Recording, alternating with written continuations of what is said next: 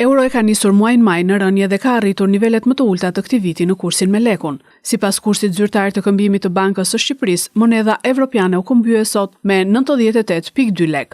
Këto vlera të kursit ishin shënuar për herë të fundit në muajin janar të këtij viti, ndërkohë që raportet mes euros dhe lekut po i afrohen përsëri niveleve më të ulta historike që ishin regjistruar në fund të vitit 2024.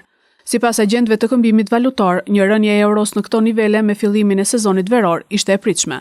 Sipas tyre, kjo rënje i detyrohet një rritje të ofertës valutore në treg, kryesisht për dy arsye. Së pari, fundjava e gjatë ka sjell fluks të shtuar turistësh nga Kosova e Maqedonia e Veriut, duke sjell më shumë valutë. Së dyti, historikisht me afrimin e ditës së zgjedhjeve, ka një zhvlerësim të monedhës së përbashkët që mund të lidhet me përdorimin e eurove në fushat.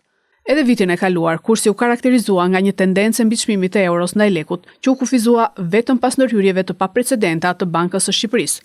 Banka e Shqipërisë bleu afërsisht 933 milion euro në tregun e brendshëm valutor në 2024, duke arritur vlerat më të larta historike.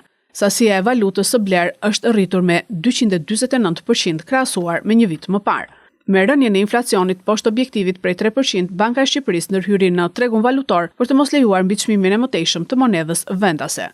Pavarësisht ndërhyrjeve, kursi mesatar i këmbimit euro-lek vitin e kaluar pësoi një rënje me 7.4%, krahasuar me vitin 2023.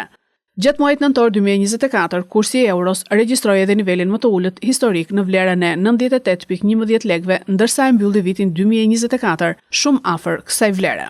Paralelisht, leku është forcuar edhe ndaj valutave të tjera kryesore. Dollari amerikan ka zbritur në nivelin e 86.6 lekëve dhe ka prekur nivelin më të ulët në 17 vitet e fundit. Rënja e dollarit në muajt e fundit reflekton kryesisht ecurinë e kësaj monedhe ndaj euros, si pasojë e tarifave të vendosura nga administrata e Donald Trump.